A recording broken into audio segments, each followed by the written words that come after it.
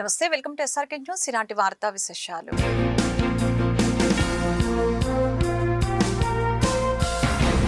విద్యారంగం అభివృద్ధికి కూటమి ప్రభుత్వం కట్టుబడి ఉందని ఎంపీ పెమ్మసాని చంద్రశేఖర్ అన్నారు. ఏటీ అగ్రహారంలోని ఎస్కేబిఎం స్కూల్లో ఎంపీ ల్యాండ్స్ నిధులతో నిర్మించిన అదనపు తరగతి గదులు, ఐటీసీ బంగారు భవిష్యత్తు వారు నిర్మించిన డైనింగ్ హాల్ ని ఎమ్మెల్యే మాధవితో కలిసి శుక్రవారం పెమ్మసాని ప్రారంభించారు. మంత్రి నారా లోకేష్ నేతృత్వంలో విద్యారంగంలో విప్లవాత్మకమైన మార్పులు వస్తున్నాయని, మెగా డిఎస్సీ ద్వారా ఖాళీగా ఉన్న ఉపాధ్యాయ పోస్టులు భర్తీ చేశామని చెప్పారు. ఎమ్మెల్యే మాధవి మాట్లాడుతూ కూటమి ప్రభుత్వం విద్య, వైద్య రంగాలకు అధిక ప్రాధాన్యత ఇస్తుందని అన్నారు. డిఈఓ సలీం బాషా, స్కూల్ హెచ్ఎం కాజావలి తదితరులు ఈ కార్యక్రమంలో పాల్గొన్నారు.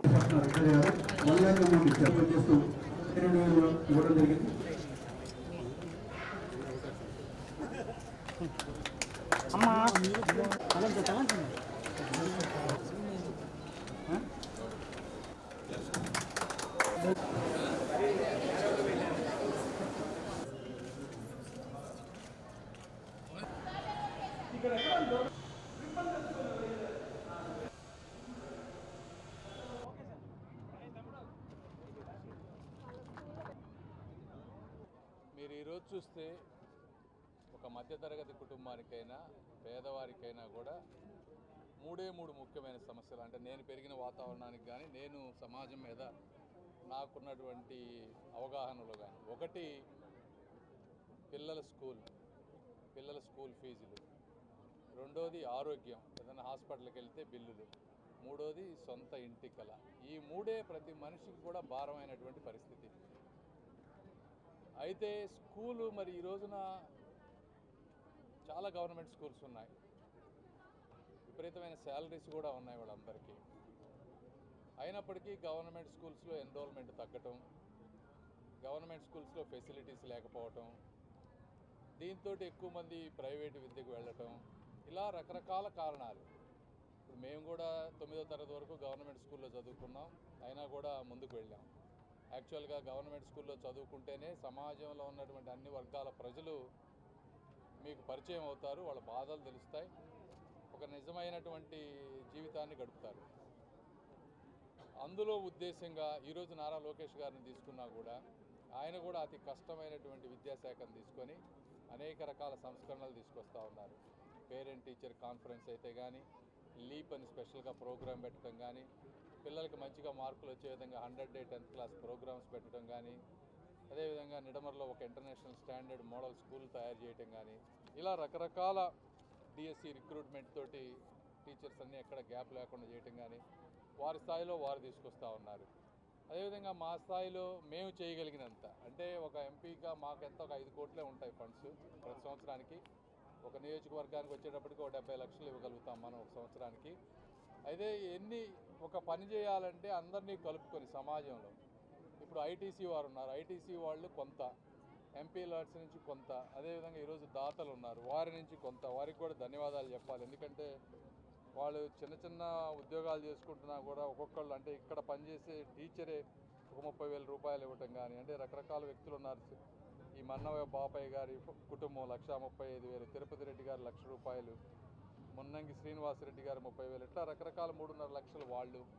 ఐటీసీ వాళ్ళకి కూడా నేను ధన్యవాదాలు చెప్పాలి. ఎందుకంటే ఐటీసీ వాళ్ళు ఏంటంటే 80% వాళ్ళు పెట్టుకుంటారు, ఒక 20% మనం కనుక కంట్రిబ్యూట్ చేస్తే వాళ్ళు చాలా వర్కులు టేకప్ చేస్తారు. అందులో ఇది ఒక్కటే కాదు, దాదాపుగా 1.5 కోట్ల రూపాయలతోటి అనంతవరపాడు స్కూల్ కాంపౌండ్ వాళ్ళు, సంగం జాగర్లమూడి కాంపౌండ్ వాళ్ళు, అదేవిధంగా పేరేచెర్లలో క్లాస్ రూమ్స్. ఈ కాంపౌండ్స్ వాల్స్ ఏంటంటే చాలా ఇంపార్టెంట్. చూడటానికి సింపుల్గా అనిపించినా ఆ కాంపౌండ్ వాల్ లేకపోతే సేఫ్టీ ఉండదు. ఎక్కడ గబక్కన ఏదైనా గంజాయో మందో తాగిన వాళ్ళు వచ్చి అల్లరి చేస్తే సేఫ్టీ భయంతో పిల్లలు స్కూల్కి పంపించడం అనేది తల్లిదండ్రులు తక్కువ. ఇలాంటి చిన్నవి కూడా ఈ విధంగా సిఎస్ఆర్ కానీ, లోకల్గా ఉండేటువంటి డోనర్స్ కానీ, ఎంపీ లాడ్స్, ఇలా అన్ని రకాల వ్యక్తులతో కలిపి చేయటమే మా యొక్క ఉద్దేశం. దీనికి కూడా ఇది కార్యక్రమానికి ముందుగా ఇందాక మాధవి గారు చెప్పినట్టు ఇక్కడ ఉన్నటువంటి తుమ్మల నాగేశ్వరరావు గారు కానీ, పద్మావతి గారు కానీ, అదేవిధంగా మేడం గారు కూడా వారికి ఉన్న 70 లక్షల్లో ఒక 3 ఇచ్చారు మాకు. ఈ 3 ఏదో ఒకటి చేయమని మేము స్కూల్ని సెలెక్ట్ చేసుకున్నాం. ఎందుకంటే స్కూల్ అనేది అన్నిటికంటే ముఖ్యమైనది కాబట్టి. ఏదేమైనప్పటికీ దీన్ని మంచిగా ఉపయోగించుకొని బాగా ఉంటారని, ఇంకా ముందు కూడా ఏ అవసరం అయితే అవన్నీ చేస్తామని తెలుపుకుంటూ మరొకసారి మీ అందరికీ మంచి జరగాలని కోరుకుంటా ఉన్నాం. మొన్న మాధవి గారిని కూడా అభినందించాలి. ఆ రోజు ఈ ప్రాంతంలో ఒక గవర్నమెంట్ స్కూల్లో చదివిన పిల్లల్ని ఢిల్లీ తీసుకొచ్చే విధంగా చేయటం ఒక మంచి కార్యక్రమం. చిన్నదే అయినప్పటికీ కూడా అది చాలా మందిలో ఆత్మవిశ్వాసాన్ని పెంచేటువంటి కార్యక్రమం. ఇలాంటి కార్యక్రమాలు చేస్తున్నందుకు, ప్రజలతో మమేకం అవుతున్నందుకు వారికి కూడా మనస్ఫూర్తిగా ధన్యవాదాలు తెలుపుకుంటూ సెలవు తీసుకుంటున్నాను. Thank you. చుట్టుగుంటలోని ఎస్కేపిఎం స్కూల్లో ఉన్నాము. మీకు సపరేట్ ఎస్కేపిఎం స్కూల్లో ఉన్నాము. ఈరోజు సమాజంలో విద్య వైద్యం మెరుగుగా అయినప్పుడు ఆ సమాజం చాలా మెరుగుపడే అవకాశం ఉంటుందన్న సత్సంకల్పంతో మన కేంద్ర మంత్రివర్యులు పెమ్మసాని చంద్రశేఖర్ గారు నిరంతరం ఈ విద్య మీద, వైద్యం మీద, వాటికి కావాల్సిన మౌలిక వసతుల మీద దృష్టి పెట్టి అనేక సంస్కరణలు తీసుకొస్తూ అనేక మౌలిక వసతుల కల్పన చేస్తూ మన ఈ డిస్టిక్ వైజ్గా కూడా ఉన్నారు. అదే క్రమంలో ఇటు జీజీహెచ్లో కూడా ఇప్పటికే ఎన్నో రకాలైన అవసరార్థాలను తీర్చడం జరిగింది. ఆయన ఆధ్వర్యంలో కొన్ని కోట్ల రూపాయల వస్తువుల్ని అందించడం జరిగింది. ఇప్పుడు విద్యకు వచ్చినప్పుడు అదే క్రమంలో మనకి ఎస్కేపిఎం స్కూల్లో ఎప్పటి నుంచో కూడా దాదాపుగా 6 సంవత్సరాల నుంచి కట్టి వదిలేసిన ఈ బిల్డింగ్ క్లాస్ రూమ్స్ ఏవైతే ఉన్నాయో ఈరోజు ఆయన యొక్క నిధులతో, ప్రత్యేకమైన శ్రద్ధతో ఈ స్కూల్ మీద కాన్సన్ట్రేట్ చేసి ఆ యొక్క క్లాసెస్ అన్నీ కూడా ఆయన ఇవ్వడం అనేది జరిగింది. విద్యార్థులకి ఇక్కడున్న స్కూల్ యాజమాన్యానికి అందుబాటులోకి తీసుకురావడం జరిగింది. మెరుగైన విద్య లక్ష్యంగా ఐటీ శాఖ మంత్రి వర్యులు నారా లోకేష్ గారు ఎంతో కృషి చేస్తున్న నేపథ్యంలో ఈరోజు ఎంపీ గారు కూడా ఇదొక చేయూతను అందించడం జరిగింది. అదేవిధంగా మేము ఈ యొక్క నియోజకవర్గంలోకి వచ్చినప్పటి నుంచి కూడా ఈ స్కూల్కి ఒక 4-5 సార్లు సందర్శించడం జరిగింది. ఇక్కడ కావాల్సిన మౌలిక వసతుల మీద, చిన్న చిన్న అంశాల మీద దృష్టి పెట్టి వాటన్నిటినీ మేము సాల్వ్ చేయడం కూడా జరిగింది. ఇదే క్రమంలో మరి సమాజంలో P4 కార్యక్రమం ఎంత ముఖ్యమో గౌరవ చంద్రబాబు నాయుడు గారు మనందరికీ చెప్పడం జరిగింది. ఈ నేపథ్యంలోనే ఐటీసీ వారు ఎప్పటి నుంచో కూడా సమాజానికి ఉపయోగపడే కార్యక్రమాలతో ఎక్కడ అది అవసరమో దాని మీద దృష్టి పెట్టి మొక్కల పంపిణీ దగ్గర నుంచి కూడా నేడు బిల్డింగులు కట్టేదాకా కూడా వారి యొక్క కృషి, వారి యొక్క చేయూత అందిస్తూనే ఉన్నారు. ఈ నేపథ్యంలో ఇదే స్కూల్లో మనకు ఒక డైనింగ్ హాల్ని, పిల్లలు కింద కూర్చొని వారి మధ్యాహ్న భోజనం చేయకుండా ఒక డైనింగ్ హాల్ని నిర్మించి పిల్లలందరికీ కూడా ఒక సౌకర్యవంతమైన సిట్టింగ్ని వారు అందించినందుకు వారికి కూడా సంతోషం. ఇక్కడితో ఆగకుండా మరి కాంపోస్టింగ్ చూపించడం కానివ్వండి, బిహేవియరల్ టెక్నాలజీ మెథడ్స్ చూపించడం కానివ్వండి, మరి ఐటీసీ వారి మిషన్ సునెహరా అనే అంటే పిల్లల భవిష్యత్తు కోసం అనేది ఒక మిషన్ని క్రియేట్ చేసి ఒక చైల్డ్ పార్లమెంట్ని వాళ్ళు ఎస్టాబ్లిష్ చేసి చిన్నతనం నుంచే పిల్లలకి రెస్పాన్సిబిలిటీ అనేది వాళ్ళు తీసుకురావడం అనేది చాలా చాలా గొప్ప ఆలోచన. అందుకు వారికి, ఆ యాజమాన్యానికి మొత్తం కూడా నేను శుభాకాంక్షలు, కృతజ్ఞతలు చెప్తూ ఉన్నాను. అదేవిధంగా ఈ స్కూల్లో కూడా డిఓ గారు కానివ్వండి, ప్రిన్సిపల్ గారు కానివ్వండి, సలీం బాషా గారు, కాజావలి గారు ప్రత్యేక శ్రద్ధ చూపించి వారు వచ్చినప్పటి నుంచి కూడా అనేక మార్పులు ఈ స్కూల్లో తీసుకురావడం జరిగింది. మరి స్థానిక డివిజన్ ప్రెసిడెంట్ అయిన తుమ్మల నాగేశ్వరరావు గారు కానివ్వండి, అడకా పద్మావతి గారు కానివ్వండి, వీరు కూడా వారి యొక్క అశేష నిరంతరం ఇక్కడ ఏమేమి అవసరాలు ఉన్నాయో మా దృష్టికి తీసుకొచ్చే క్రమంలో వారు ఎక్కడా కూడా వెనకాడకుండా ప్రతి అంశాన్ని మా దృష్టికి తీసుకురావడం, ఈరోజు లోకల్గా నాయకులున్నా, బాధ్యత గల వ్యక్తులున్నా మా దృష్టికి తీసుకొచ్చినప్పుడు మేము ఏదైనా చేయగలుగుతామన్న దానికి వారు కూడా నిదర్శనంగా ఉన్నారు. కాబట్టి స్కూల్స్ యొక్క పురోగతి, స్కూల్స్ యొక్క మౌలిక వసతుల కల్పనలో మేము ఎప్పుడు కూడా నిరంతరం ముందుకే వెళ్తాము. ఈ స్కూలే కాదు, పశ్చిమ నియోజకవర్గంలో ఉన్న ప్రతి స్కూల్ మీద ఇలాగ ఫోకస్ చేసి అక్కడున్న బేసిక్ నీడ్స్ అన్నీ కూడా తీర్చి పిల్లలకి మంచి భవిష్యత్తును అందించే ప్రయత్నం కూడా చేస్తాం. మరి ఇదే స్కూల్లో నుంచి గతంలో ఒక హామీ ఇవ్వడం జరిగింది, చక్కగా ప్రతిభ కనపరిచిన వాళ్ళని ప్రోత్సహించే ఒక కార్యక్రమాన్ని మేము చేపట్టడం జరిగింది. అది నిరంతరం కొనసాగుతుంది అని చెప్పి ఈ సందర్భంగా మరొకసారి చెప్తూ, మరి రేపు 10వ తరగతి రాయబోతున్న వాళ్ళందరికీ కూడా ఇప్పుడే స్టార్ట్ అయ్యాయి కాబట్టి మీరు అంతే స్ఫూర్తితో మీరు మీ చదువుని కొనసాగించండి, చక్కగా మీ భవిష్యత్తు బాగుంటుంది, మేమందరం మీకు అండగా ఉన్నామని మరొకసారి తెలియపరుస్తూ, ఇందులోకి హాజరైన ముఖ్యంగా మా కేంద్ర మంత్రి వర్యులు పెమ్మసాని చంద్రశేఖర్ గారికి, వారి యొక్క చొరవకి అశేష కృతజ్ఞతలు చెప్తూ భాగస్వాములైన అందరికీ కూడా పేరు పేరున నమస్కరిస్తూ సెలవు. లోక్సభ ప్రతిపక్ష నాయకుడు కాంగ్రెస్ పార్టీ అగ్రనేత రాహుల్ గాంధీ జన్మదిన వేడుకలు గుంటూరు జిల్లా కాంగ్రెస్ పార్టీ కార్యాలయంలో శుక్రవారం ఘనంగా జరిగాయి. ఈ సందర్భంగా పార్టీ జిల్లా నగర అధ్యక్షులు ఎన్ఎం సుధీర్ బాబు ఖలీల్ నేతృత్వంలో పార్టీ నాయకులు కేక్ కట్ చేసి మొక్కలు నాటారు. ఈ సందర్భంగా వారు మాట్లాడుతూ రాహుల్ గాంధీ దేశంలో ప్రజాస్వామ్య పరిరక్షణ, సామాజిక న్యాయం, యువత, రైతులు, కార్మికులు, అణగారిన వర్గాల హక్కుల కోసం నిరంతరం పోరాడుతున్నారని గుర్తు చేశారు. మాజీ ఎమ్మెల్యేలు లింగంశెట్టి ఈశ్వరరావు, మస్తాన్వలి, పార్టీ నాయకులు రత్తయ్య, జాన్ బాబు, వెంకట్రెడ్డి, చంద్రపాల్ తదితరులు పాల్గొన్నారు.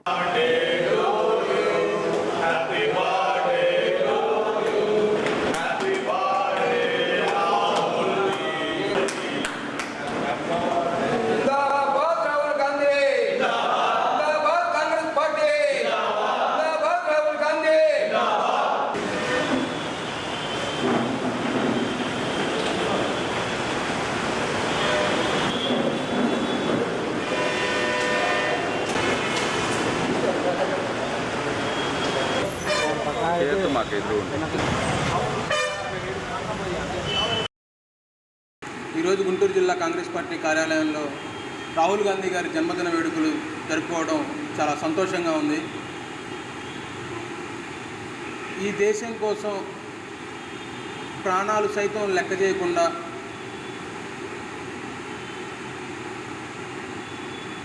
త్యాగం చేసినటువంటి కుటుంబం ఏదన్నా ఉందంటే మొట్టమొదట మనకు గుర్తుకొచ్చేది ఇందిరాగాంధీ, జవహర్లాల్ నెహ్రూ గారు, రాజీవ్ గాంధీ గారు. అలానే మరి వాళ్ళందరినీ స్ఫూర్తిగా తీసుకొని చిన్నప్పటి నుంచి జనరల్గా అందరూ ఏంటంటే బంధువులతో, మిత్రులతో, తోటి వారితో స్నేహపూర్వమైనటువంటి రిలేషన్స్ పెంచుకొని వాళ్ళ లైఫ్ స్టైల్ ఉంటుంది. కానీ రాహుల్ గాంధీ గారి జీవితం రెండు గన్నుల మధ్యలో, సెక్యూరిటీ మధ్యలో మరి ఏమి అన్యాయం చేశారని చెప్పి మరి వారి యొక్క కుటుంబాన్ని మరి ప్రాణత్యాగాలు చేసేటువంటి కుటుంబాన్ని పక్కన పెట్టేసి ఈ రోజున దారి మళ్ళించి అలాంటి ఒక మహామనిషి అంత సెక్యూరిటీలో పెరిగి కూడా దేశం మీద ఇంత పట్టు సాధించి పలుమార్లు ఎంపీగా లక్షల మెజారిటీతో గెలిచి ఈరోజు ఉన్నటువంటి సమస్యల మీద నిత్యం పోరాడుతున్నటువంటి ఏకైక వ్యక్తి రాహుల్ గాంధీ గారు. ఎన్నో చర్యలు చేపట్టారు. రాహుల్ గాంధీ గారిని గళం విప్పనీయకుండా, పాలన పక్షం మీద వారు చేసేటువంటి అన్యాయాన్ని ఎదిరించకుండా, మరి ఎన్ని జరిగినా కానీ అలుపెరగని పోరాట యోధుడిలాగా ముందుకు వెళుతూనే ఉన్నాడు. మొన్న 2 చోట్ల కేరళలో జరిగినటువంటి పార్లమెంట్ ఎలక్షన్స్లో, రాయ్బరేలీలో 2 చోట్ల ఎంపీగా గెలవడం జరిగింది. మరి దేశంలో ఉన్నటువంటి దేశ ప్రజలు మరి మెచ్చుకోకపోతే 2 చోట్ల ఒక నాయకుడు పార్లమెంటు స్థాయిలో ఎలా ముందుకొస్తారు? కాబట్టి ఈ చిన్న చేంజెస్ ఏవైతే ఉన్నాయో రేపొద్దున డెఫినెట్గా భావి భారత్ ప్రధాని అవడానికి గల ఏకైక సమర్థుడు, అంతే విజ్ఞానం, ప్రస్తుతం ఉన్న సమస్యల మీద అవగాహన, ఆ సమస్యలకు సంబంధించినటువంటి సమాధానాలు కూడా, వాటిని పరిష్కరించగల శక్తి కూడా రాహుల్ గాంధీ గారి దగ్గర ఉంది. కానీ వీళ్ళు మతం అనే ముసుగులో దేశంలో ప్రజలను ఎదుర్కొంటున్నటువంటి సమస్యల మీద బయటికి రానియకుండా రాజకీయ పార్టీలని విభజించి, విడదీసి, విచ్ఛిన్నం చేసి, ఆర్థిక వ్యవస్థని చిన్నాభిన్నం చేసి, ఏమైనా పర్లేదు మనం హిందువులు అనే స్థాయికి తీసుకొచ్చారు. అక్కడ పెట్రోల్ పెరుగుతుందా, నిత్యావసరాలు పెరుగుతున్నాయా, లేకపోతే డీజిల్ పెరుగుతుందా, గ్యాస్ పెరుగుతుందా అనే దాని మీదకి దృష్టి సారించకుండా ప్రజల్ని కేవలం మతం అనే ముసుగులో, కేవలం తన మిత్రుల కోసం, పార్టీ అభివృద్ధి కోసం, వాళ్ళ యొక్క సంఘాల కోసం ఈ 12 సంవత్సరాలు జరిగినటువంటి పాలనలో అభివృద్ధి జరిగింది. అంతేగాని ఈ దేశానికి కానీ, ఈ దేశ ప్రజలకు కానీ ఎటువంటి అభివృద్ధి జరగలేదు. జిల్లా నగర కాంగ్రెస్ జరుపుకుని చాలా సంతోషం. రాహుల్ గాంధీ గారు ఈ దేశ భవిష్యత్తు కోసం అని చెప్పని పార్లమెంట్లో అదేవిధంగా బయట యువయాత్ర నిర్వహించి అనేక సమస్యల మీద పోరాటం చేస్తూ పరిష్కార మార్గంలో చెప్తూ మరి ఈ ప్రభుత్వానికి అనేక రకాల సూచనలు చేసినా కూడా పట్టించుకోకుండా అనేక రకాలుగా అతన్ని ఇబ్బంది పెడతానికి ప్రజాదరణ చూసి అతను ప్రైమ్ మినిస్టర్గా పోటీకి నాకు వస్తున్నాడని చెప్పే ఉద్దేశంలో కానీ ఇతరత్ర కానీ అనేక రకాల ఇబ్బందులు పెట్టి చూసి మనందరం చూస్తూనే ఉన్నాం. ఏదైనా ఉన్న రాహుల్ గాంధీ గారు మొట్టమొదటి చెప్పాడు రాజకీయాల్లో ఉద్యోగం ఉంది. మా నాయనమ్మ ఇందిరాగాంధీ గారు హత్యని చూశాను, మా నాన్నగారు హత్యని చూశాను. అయినా కూడా దేశం కోసం, కాంగ్రెస్ కోసం, ప్రజల కోసం రాజకీయాలు రా తప్పదని చెప్పని మనందరం కోరిన మీదట వారు రావడం జరిగింది. ఆ విధంగా రాహుల్ గాంధీ గారు, ప్రియాంక గారు, సోనియా గాంధీ గారు మరి నెహ్రూ కుటుంబం ఎంతో త్యాగం చేసి ఈ భారతదేశ ప్రగతిని ప్రపంచానికి చాటి చెప్పింది కాంగ్రెస్ పార్టీ. ఇవాళ యువ నాయకత్వం అనేది ప్రపంచంలో ఎక్కడ లేదు. రాహుల్ గాంధీ నేతృత్వంలోనే యువ నాయకత్వం భారతదేశాన్ని అందించబోతున్నారు. 18 ఏళ్ళకే ఓటింగ్ హక్కు ఇచ్చాము. రేపు జరగబోయే సార్వత్రిక ఎన్నికల్లో రాహుల్ గాంధీ గారిని ప్రధానమంత్రిగా ఎన్నుకోవాల్సిన అవసరం ఎంతైనా ఉంది.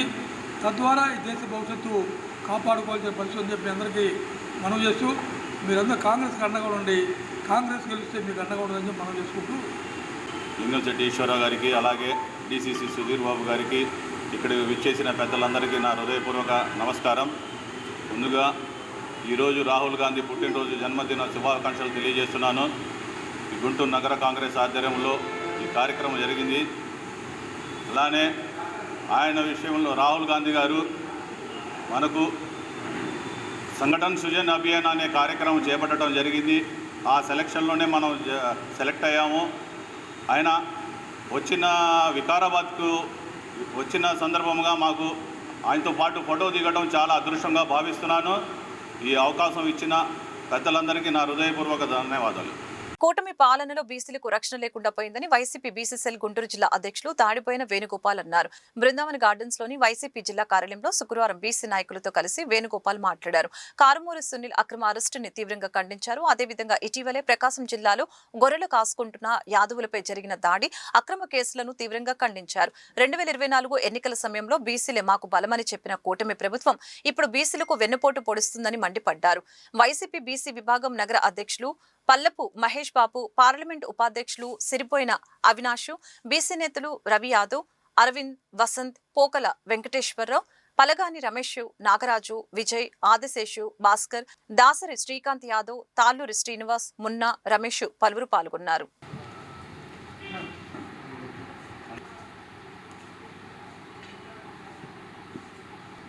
మీడియా ఈ సందర్భంగా మీ ముందుకు రావడానికి గల కారణాలు చంద్రబాబు నాయుడు గారి అక్రమ అరెస్టుల గురించి మీతో మా పార్టీ ఉన్నటువంటి దీన్ని పంచుకోవడానికి మీ ముందుకు రావడం జరుగుతుందండి.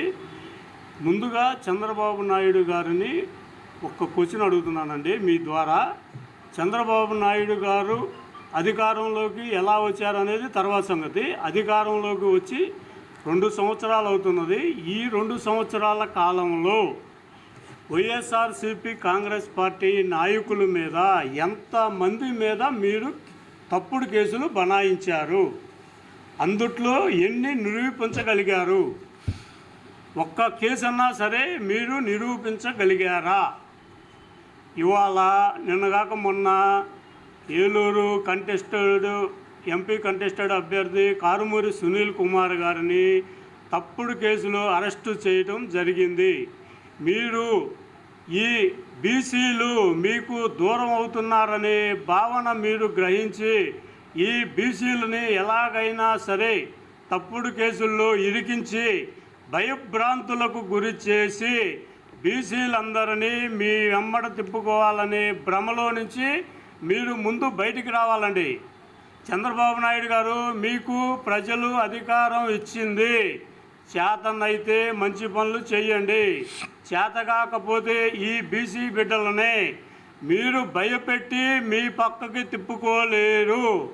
బీసీలు తిరుగుబాటు జరిగితే ఏం జరిగిందో మీరు గతంలో చూసి ఉన్నారు. మీరు గతంలో అలుమి కాని హామీలు, సాధ్యం కాని హామీలు మీకు 2019లో బీసీలు సపోర్ట్ చేయకపోతే మీకు ఏ గతి పట్టిందో మీకు అర్థమయ్యింది. తర్వాత 2024లో అలిమి కాని హామీలు, సాధ్యపడని హామీలు. బీసీలకు 50 సంవత్సరాలకే పెన్షన్ అన్నారు, బీసీలకు నిరుద్యోగ భృతి అన్నారు. ఏదన్నా ఒక్కటన్నా బీసీలు గొర్రెల కాపరులకి సబ్సిడీ లోన్లు అన్నారు, గొర్రెల పెంపకానికి నిధులు అన్నారు, బీసీ కార్పొరేషన్ నుంచి నిధులు అన్నారు. మీరు చెప్పిన మేనిఫెస్టోలో చెప్పిన హామీలలో ఏ ఒక్కటన్నా మీరు ఈ 2 సంవత్సరాల కాల పరిమితిలో మీరు చేయగలిగారా? మీరు చేయగలిగిందల్లా వైఎస్ఆర్సీపీ పార్టీ బీసీ నాయకులని ప్రత్యేకంగా చెబుతున్నానండి, ఈ బీసీ నాయకులని మీరు తప్పుడు కేసుల్లో ఇరికించి భయభ్రాంతులకు గురి చేసి బీసీలని ఏదో మీరు చేయాలని చూస్తే బీసీలు జైలుకి వెళ్ళైనా సరే మిమ్మల్ని 2029లో మీరు అధపాతాళానికి తొక్కేస్తారు. కానీ మీకు భయపడి ఏ ఒక్క బీసీ బిడ్డ కూడా వైఎస్ఆర్ కాంగ్రెస్ పార్టీకి అండగా లేకుండా మీకు అండగా ఉంటారనే భ్రమలో నుంచి మీరు బయటికి రండి. మీకు చేత అయితే ఏదన్నా బీసీలకు న్యాయం చేయండి. ఈ రాష్ట్ర ప్రభుత్వం బీసీల ఆత్మగౌరవాన్ని దెబ్బతీసే విధంగా, బీసీల మనోభావాలపై, రొమ్ములపై తన కాలు మోపి గుద్దే విధంగా ఈరోజు రాష్ట్ర ప్రభుత్వం పరిపాలన జరుగుతుందని చెప్పాలా.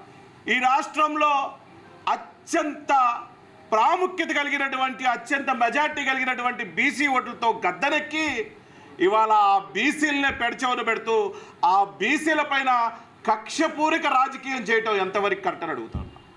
ఇవాళ మాజీ మంత్రివర్యులు కార్మోని వారి కుమారుణ్ణి, ఆయన కూడా ఎంపీగా పోటీ చేసిన పరిస్థితి ఉంది వైసీపీ నుంచి. ఆయన కుమారుణ్ణి వాళ్ళ మద్యం కేసులో ఇరికించి, అంటే బీసీలు రాజకీయ పరంగా ఎదగకూడదు, బీసీలు రాజకీయ పరంగా ఎదిగితే ఇలా బురద జల్లి వాళ్ళని 10 మందిలో పలచనిగా కూర్చోబెడతాం మాత్రమే ఈ ప్రభుత్వం ఒక్క వైఖరి అని చెప్పాలి. బీసీలకు మేము పెద్దపీట వేస్తామని చెప్పి బీసీలకి ఎలక్షన్ ముందు మా భుజాలపైన చేయలేసి మీరే బీసీలే రేపు రానున్న రోజుల్లో ఈ రాష్ట్రానికి వెన్ను ముక్క అని చెప్పి మా వెన్నుని విరుస్తున్నారన్న సంగతి ఇవాళ రాష్ట్రంలో ఉన్నటువంటి బీసీలందరూ గమనించాలని చెప్తా ఉన్నా. యాదవుల్ని ఆదుకుంటానన్నాడు, నాయ బ్రాహ్మణులకి న్యాయం అన్నదే మర్చాడు, ముతరాసులకి మొండి చేయి చూపిస్తూ కంసాలకి కొంచెంలో కూడురు దూరం చేస్తున్న పరిస్థితి. అలా ఒడ్డర్లకైతే కనీసం రోడ్డు పక్క డేరాలు కూడా లేని పరిస్థితి చూస్తూనే ఉన్నాం. ఏం పాపం చేశామయ్యా బీసీలుగా పుడతాం? మా మీద అవినీతి కేసులు పెడతానికి మీకు మనసు ఎలా వస్తుంది అని అడుగుతూ ఉంటాం. అంటే ఇవాళ బీసీలు అంచెలంచెలుగా ఎదుగుతుంటే మా మీద అక్రమ కేసులు పెడతాం మాత్రమేనా మీ పని?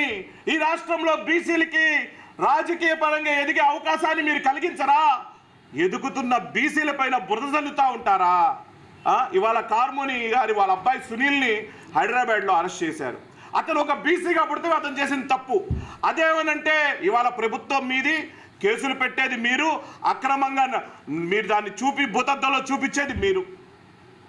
న్యాయాలు అన్యాయాలు మీకు అవసరంలా, మేము బీసీలుగా పుడతాం మాత్రం తప్పు చేశామని చెప్పి తెలుస్తా ఉంది. దయచేసి చెప్తా ఉన్నా, చంద్రబాబు నాయుడు గారు ఆడే మైండ్ గేము దయచేసి చెప్తా ఉండా, ఇవాళ మంత్రి కొడుకుల్ని పార్టీలో యాక్టివ్గా ఉండేవాళ్ళని వైసీపీకి సంబంధించి ఎవరన్నా ముందడుగులేస్తా వైసీపీ కోసం మేము ఉన్నామని నిలబడితే వాళ్ళ మీద కేసులు పెడతావు. దయచేసి చంద్రబాబు నాయుడు గారు మానుకోవాలని చెప్తా ఉంటా. బీసీలు అంటే చంద్రబాబు నాయుడికి వెన్నుముక అనుకుంటున్నాడు. బీసీలు అంటే ఎన్టీఆర్కి పొడిచిన వెన్నుపోటు బీసీలకి ఇప్పుడు చంద్రబాబు నాయుడు పొడుస్తున్నాడు. రాష్ట్రంలో ఏమన్నా వాళ్ళు ఏదో ఒక పెద్ద తప్పు చేశారంటే ఇప్పుడు విజయవాడలో ఒక అతన్ని లాకప్ డెత్లోనే చంపేశారు. ఆ టాపిక్ డైవర్ట్ చేయడానికి ఇప్పుడు సుధీర్ గారిని అరెస్ట్ చేశారు. అంటే ప్రతి సమయంలో మీరు ఏ తప్పు చేసినా కప్పిపుచ్చడానికి బీసీలే దొరికారా? ఈదుమూడి గ్రామం సంతనూతనపాడు ప్రకాశం జిల్లాలో అధికార పార్టీ అధికారం ఉందని గొల్లల్ని అంటే యాదవుల్ని, అరే గొల్లవాళ్ళారా మీరేం చేస్తారు, ఇప్పుడు వరకు వాళ్ళ మీద కేసు పెట్టలేదు, ఎఫ్ఐఆర్ రాయలేదు. అంటే బీసీలు అంటే మీకు అంత చులకనగా ఉందా? ఎలక్షన్ అప్పుడైతే మేము కావాలి. బీసీలారా మీరు కూడా కొంచెం ఆలోచించండి. మనకి ఎవరు మంచి చేస్తున్నారు? జగన్మోహన్ రెడ్డి గారు మంచి చేస్తున్నారా?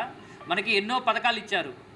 అమ్మఒడి ఇచ్చాడు. ప్రతి బీసీ, ఎస్సీ, ఎస్టీలందరికీ ఎన్నో పథకాలు ఇచ్చి మనకి చాలా పథకాలు ఇచ్చేశారు. చంద్రబాబు ఏమి ఇస్తున్నాడు? ఒక అమ్మఒడి ఇచ్చాడా? సరిగా ఏమన్నా పథకం ఇచ్చాడా? కాపు నేస్తం ఇచ్చాడా? ఏమి ఇచ్చాడు? ఆలోచించండి. చంద్రబాబు నాయుడు గారు మీకు ఒకటే మేము విజ్ఞప్తి చేస్తున్నాం. బీసీలు అంటే బడుగు బలహీన వర్గాలు కాదు, నిజమైన బలమైన స్ట్రెంత్. ఆలోచించి బీసీలకి న్యాయం చేయండి. ఈ నెల 21న సర్పై అవగాహన కార్యక్రమాన్ని నిర్వహిస్తున్నట్లు ఆవాజ్ రాష్ట్ర ప్రధాన కార్యదర్శి చిస్టి వెల్లడించారు. బ్రాడీపేటలో శుక్రవారం అవగాహన కార్యక్రమానికి సంబంధించిన కరపత్రాలను ఆవిష్కరించి ఆయన మాట్లాడారు. ప్రజా సంఘాలు, సామాజిక సేవా సంస్థల ఆధ్వర్యంలో ఈ కార్యక్రమం జరుగుతుందని అన్నారు. ప్రముఖ రాజకీయ విశ్లేషకులు doctor Parakala Prabhakar, Bright Horizons Foundation chairman Mohiuddin పాల్గొని ప్రసంగిస్తారని అన్నారు. రిజ్వాన్, అబ్దుల్ కలాం, బాషా, సైదా, కాసిం వలీ, అన్సారీ ఈ కార్యక్రమంలో పాల్గొన్నారు. సదస్సులో జయప్రదం చేయండి 21వ తేదీన జరిగే అవగాహన ఎస్ఐఆర్ సదస్సులో జయప్రదం చేయండి 21వ తేదీన జరిగే రాష్ట్ర స్థాయి ఎస్ఐఆర్ అవగాహన సదస్సులో జయప్రదం చేయండి ఎస్ఐఆర్ అవగాహన సదస్సులో కాపాడుకుందాం మన ఓటు హక్కును, కాపాడుకుందాం మన ఓటు హక్కును, కాపాడుకుందాం మన ఓటు హక్కును, కాపాడుకుందాం మన ఓటు హక్కును. आज तारीख 19 जून 2026 जुम्मे का दिन है, मुबारक दिन है। तो आज यहाँ पे एक अहम पोस्टर रिलीज़ के लिए ये तमाम लोग जमा होना हुआ है कि इसका मैसेज ये है कि कल नहीं परसों इतवार के दिन, संडे के दिन, जून 20 पर 1 तारीख को कि यहाँ पे 2/7 ब्रॉडीपेट 2/7 में ये CPM जो ऑफिस है इसके अंदर के वोटर्स के बारे में, यानी जो SIR चल रहा है, स्पेशल इंटेंसिव रिवीजन जो प्रोग्राम चल रहा है हमारे जून 15 से लेकर जुलाई 14 तारीख तक जो गवर्नमेंट की तरफ से, कि उसके बारे में समझने के लिए, यानी किस तरह से हमारा वोट को बचाना है, किस तरह से हमारे वोट को उसके अंदर ज्वाइन करना है, कैसा हमारे वोट को जो है हमें हिफाजत करना है, इसके बारे में जो है एक्सप्लेन करने के लिए जो हमारे नेशनल लेवल के जो बहुत बड़े पॉलिटिकल एक्सप्लेन करने वाले परकाला प्रभाकर सर और उसके बाद में जो है ब्राइट हरिजन फाउंडेशन के जो फाउंडर है कि वो हमारे मोहिद्दीन साहब, ये दोनों हजरात आकर वोट किस तरह से बचाना है उसको समझाने के लिए जो है एक प्रोग्राम किया जा रहा है। संडे के दिन 20 पर 1 तारीख जून शाम के 6:30 बजे से लेकर 8:30-9 बजे तक एक 2 घंटे का प्रोग्राम है कि आप लोगों से गुजारिश है कि जितने गुंटूर शहर के अंदर जितने हमारे उलमा है, आइम्मा है, हुफ़ाज़ है और दूसरे जो महल्लों में जो समझाने वाले जो जिम्मेदारान हजरात है मसाजिद के अंदर, ये तमाम से हम दरख्वास्त करते हैं कि इसके अंदर आप लोग पहला हिस्सा लें ताकि आप लोग समझेंगे तो इंशाअल्लाह जाकर जो है मस्जिदों में और महल्लों में और घर घर को जाकर जो है जिस तरह हम गश्त करते हैं उसी तरीके से जो है हमें ये वोट को किस तरह बचाना है पहला हम समझ के उनको समझाने वाले बनेंगे।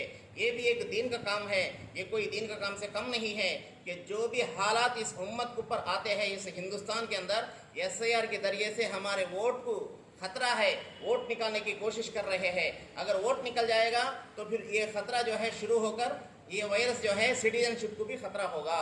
इसलिए बराए मेहरबानी आप तमाम हजरात से गुजारिश है कि सब के सब थोड़ा सा वक्त निकाल कर 1-1.5 घंटा वक्त निकाल कर इतवार के दिन ज़रूर जो है ब्रॉडीपेट 2/7 में जो CPM ऑफिस में जो प्रोग्राम रखा गया उसके अंदर हिस्सा लीजिए। ये किसी पार्टी से ताल्लुकात नहीं है, इसके अंदर सोशल सर्विस के जितने पार्टीज़ हैं, आवाज़ कमेटी है, मुस्लिम समेक्य वेदिका है, ब्राइट हरिजन है, अंजुमन JAC है और नो आवर हिस्ट्री है और उसके बाद में जो है हेल्पलाइन है, दीगर जितने भी जो सोशल सर्विस करने वाले ऑर्गेनाइजेशन है सब भी हिस्सा लेते हैं कि तमाम आइए, ये हमारी जिम्मेदारी है और ये बात दूसरों को भी पहुँचाइए। अल्लाह हाफिज़। గుంటూరు ప్రభుత్వ ఆసుపత్రి నూతన సూపరింటెండెంట్గా డాక్టర్ దుర్గా ప్రసాద్ శుక్రవారం బాధ్యతలు స్వీకరించారు. ఈ సందర్భంగా వైద్యులు, పరిపాలన విభాగం సిబ్బంది మర్యాదపూర్వకంగా కలిసి ఈ సందర్భంగా సూపరింటెండెంట్కి అభినందనలు తెలిపారు. ఈ సందర్భంగా దుర్గా ప్రసాద్ మాట్లాడుతూ బాధ్యతలు చేపట్టడం సంతోషంగా ఉందని, నర్సింగ్ సిబ్బంది కొరతను పరిష్కరించేందుకు కృషి చేస్తానని చెప్పారు. ఆసుపత్రిలో ఇన్ఫెక్షన్ కంట్రోల్ వ్యవస్థని బలోపేతం చేస్తామని, రోగులకు మెరుగైన వైద్య సేవలు అందించడమే లక్ష్యమని అన్నారు. ఓపీ సేవల కోసం సాంకేతిక పరిజ్ఞానాన్ని యాప్ రూపంలో బలోపేతం చేయబోతున్నామని అన్నారు.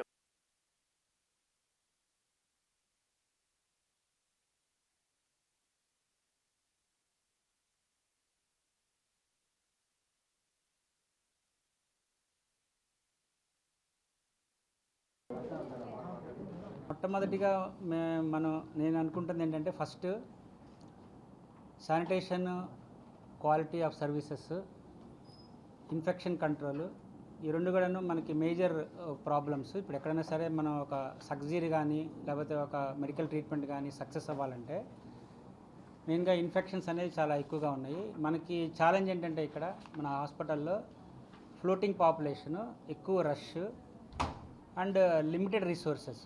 సో బెడ్ స్ట్రెంత్ మనకు వచ్చేటువంటి ఇన్ఫ్లోకి తక్కువగా ఉంది, బెడ్ స్ట్రెంత్ తక్కువగా ఉంది. అలానే మనకున్న infrastructure, man power, nursing staff, మెయిన్గా నర్సింగ్ స్టాఫ్, తర్వాత జీడిఎల్ జనరల్ డ్యూటీ అటెండెన్స్ చాలా తక్కువగా ఉన్నారు. పేషెంట్ని ట్రాన్స్పోర్ట్ చేయడానికి కానీ అలానే ఈ పోస్ట్ ఆపరేటివ్ కేర్ కానీ నర్సింగ్ కేర్ కానీ మనకి చాలా షార్టేజ్ ఉందన్నమాట.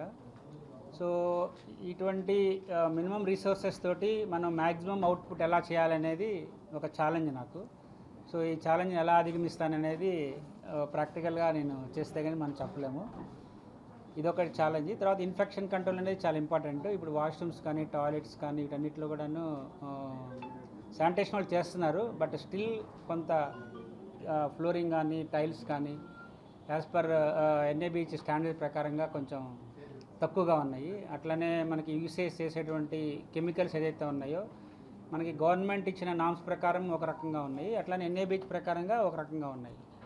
సో ఇన్ఫెక్షన్ కంట్రోల్ చేయాలంటే ఈ రెండింటికి బ్యాలెన్స్ చేసుకుంటూ మనం ఇంకా అడిషనల్గా బడ్జెట్ కూడా మనకి స్పెండ్ చేయాల్సిన అవసరం ఉంది. అది ఎంతవరకు మనం మీట్ అవుతాం అనేది మనం చెప్పలేము. So first priority is infection control. మనం ఇన్ఫెక్షన్స్ వచ్చి చాలామంది పోస్ట్ ఆపరేటివ్ కేర్లో చనిపోతూ ఉన్నారన్నమాట, ఇదొకటి. నెక్స్ట్ లాంగ్ టర్మ్ వచ్చేటప్పటికి transplantation.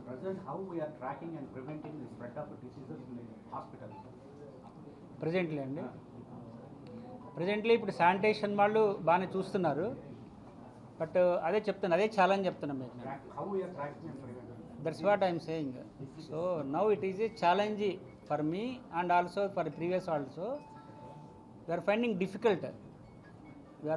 Difficult to control infection because of high inflow of the patients and limited resources. That is a challenge. మనం ఇప్పుడేం కంట్రోల్ చేయలేకపోతున్నాం. ఇప్పుడు సెక్యూరిటీ వాళ్ళు మీరు మనుషులు ఎక్కువ రావద్దు అంటే వాళ్ళతో ఫైట్ చేస్తున్నారు. మేము VIPస్ని మమ్మల్ని పంపించమంటున్నారు. ఓకే, అక్కడ గొడవ జరుగుతూ ఉంది. సో వాళ్ళు కూడా కొంచెము ఇబ్బంది పడుతున్నారు.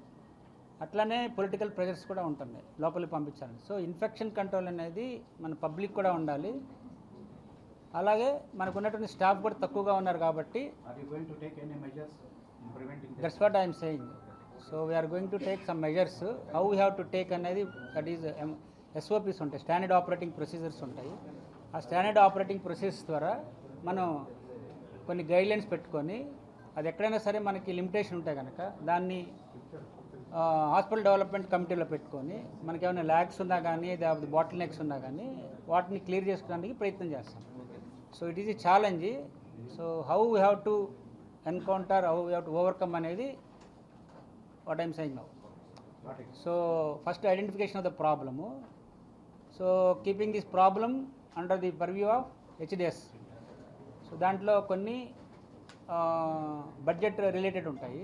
సో ఆ బడ్జెట్ రిలేటెడ్ మనం అప్రూవ్ చేయించుకోవాలి.